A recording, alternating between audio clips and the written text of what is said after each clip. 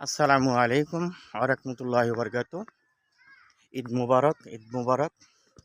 আমি এখন বর্তমানে জগৎপুরের রাস্তায় মামার বাড়িতে গেলাম।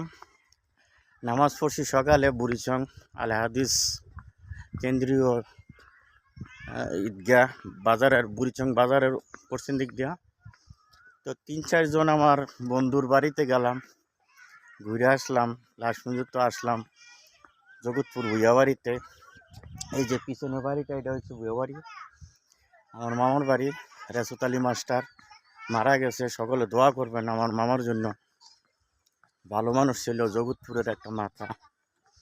এখন বর্তমানে মামার বাড়ি থেকে খাওয়া দাওয়া কইরা এই যে আমি যাইতেছি বুড়িচং বাজারের দিকে। এই যে কাপ্তানি পরিবারের যে রাস্তাটা, এই রাস্তাটা, এটা এই যে এই রাস্তাটা। তো আসলে এই দুনিয়া থেকে কতদিন বাঁচবো জানি না।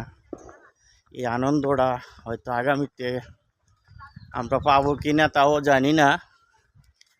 তো এটা হচ্ছে মোমেন ডাক্তার আছে না, মোমেন ডাক্তারের বাড়ি, এই যে কবরস্থানটা এটা।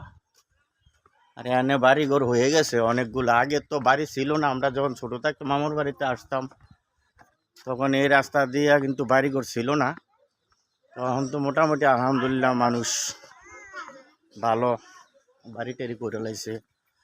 তো সবাই দোয়া করবেন আমার জন্য।